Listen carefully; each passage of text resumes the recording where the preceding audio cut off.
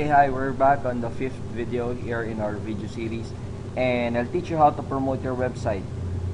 Okay, yung pinakamadali and pinakamabilis na way nyo para ma-promote yung website na ginawa ninyo, okay, balikan natin to, ito yung how to get my wife back, okay, is with the use of Twitter, or kung meron kayong Facebook account, pwede nyo na kagad i-blast sa wall ninyo. Okay, just make sure na you're not selling or you're not spamming. So, okay, maglalagay ng buy this, check this, buy this, get this, download this. Okay, what you need to do is put something na catchy, medyo mas magandang headline, and that talks about kung ano ba yung topic na pinopromote nyo or sinosolve ninyo. For example, I would put here my story, how did okay, yan, put something like your own personal experience or your own story, because it would look less spammy sa mga readers niyo. Now, kung medyo mahaba yung URL, you can go to bit.ly.com para maiksiyan siya. Okay, pero pagka hindi naman, just copy the URL, yung web page niyo, and i-paste nyo lang dito. Okay? Cut and paste. So, ito na. My story, how I got my wife back. And then just click on the tweet. Okay? As you can see, I have 4,000 followers. So, most likely, pag naklik yan, pagka tinignan nila yan, they'll be redirected to the website here. Okay? So, that's one way kung meron kayong Twitter account. Pero kung wala kayong Twitter account, ang gagawin natin yung search engine optimization. Okay? Papakita ko sa inyo dito, pag tinype ng person yung how to get my wife back na keyword, you will notice na nasa third page na siya. Okay? Ito na yung hub pages natin. Now, pupuntahin natin yan sa first page kasi wala namang gustong mag-search up to the third page. So, paano natin gagawin yan? Basically, let's check again yung Dig Swarm para magkaroon kayo ng idea paano ba mapupunta sa first page yung website niyo. Kung makikita nyo rito, pagka nagkaroon ng vote, okay, tumataas yung ranking or lumalaki yung bilog. So, mas madaming mga yellow, na maliliit na yellow, ibig sabihin, those are websites that are linking dun sa story na to or sa website niyo. So, basically, ang search engine optimization is padamihan ng backlinks. And depende din kung saan galing yung backlinks. Kung yung backlink ay galing sa isang authority site, which I'll discuss later on kung ano yung mga authority site, okay? Mas malaki yung boto. Kumbaga, paramihan niya ng boto. Mas madaming boto papunta sa website niyo, mas mataas ang pwesto niya sa search engine. So, ganun lang. If we want our website to rank in the first page, dadamihin natin yun ng boto. Okay. Now, saan ba ako kukuha ng mga links or backlinks? Okay? Okay. Balikan natin to sandali. These are links, di ba? Papunta yan sa ibang web page. Those are what you call backlinks. Ito, papunta sa affiliate web page natin.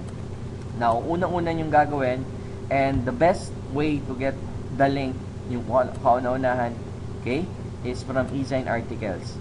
So, sa eZine Articles, you need to create your own account.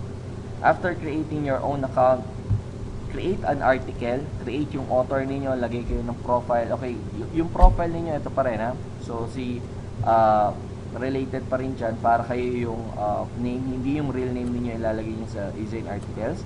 So, I'll just sign in sa aking eZine Articles account and I'll create an article and then I'll continue the video. Okay?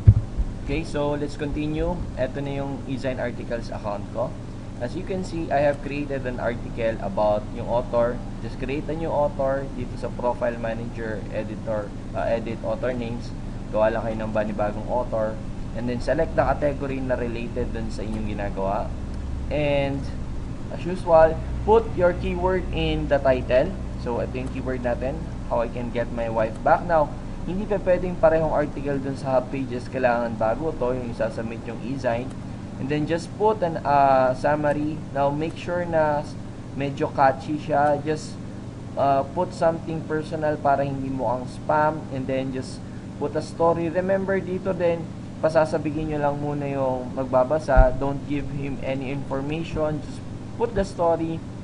Okay, in this example, sinabi ko lang dito yung experience and then yung do's and don'ts. Pero sabi ko, kung gusto niyo pa mabasa yung mga kadugtong ng article na to, go to my hub pages, okay? Now, paano yun pupunta? Ito na yung backlink. So, this is one vote to my website. So, padadamihin lang natin, mas madaming boto papunta sa website mo, mas mapupunta yan sa first page. Okay, ito po yung backlink. Okay, kung makikita nyo rito, may parang code na hindi kayo maintindihan. All you have to do here is copy, okay? And put the keywords. Maglagay kayo ng mga words na related, pero make sure nandyan yung keyword na tinatarget ninyo. And then yung custom ulitin nyo lang, and then just put a click here. Now, let's try to preview it para makita ninyo. Okay, kung ano ba yung sinasabi kong backlink. This one. Okay. Remember, padamihan ng backlink. Ang problema lang sa e-sign articles, it will take you around 3 to 7 days bago ma-approve yung article ninyo. Okay, don't worry kasi kapag na-approve naman yan, maganda yung vote na ibibigay niya. Kumbaga, this is an authority website and dahil yan ay may keyword din, magra-rank din yan na mataas sa search engine. So, these are the backlinks. Makikita ninyo. Okay? Yan. So, pag kinlik dyan, okay? Kung makikita ninyo, dito sa baba, nandyan yung papunta sa webpage ninyo. Okay? So, just create 2 backlinks. Now, 3 words lang kapag ang article nyo ay less than 500 words. Pero 5 words ang pwedeng ilagay dito kapag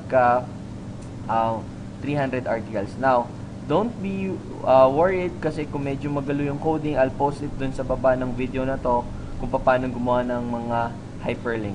Okay? So, just click on the submit button. Okay? Just click on the yes, I agree, and then click on the submit button.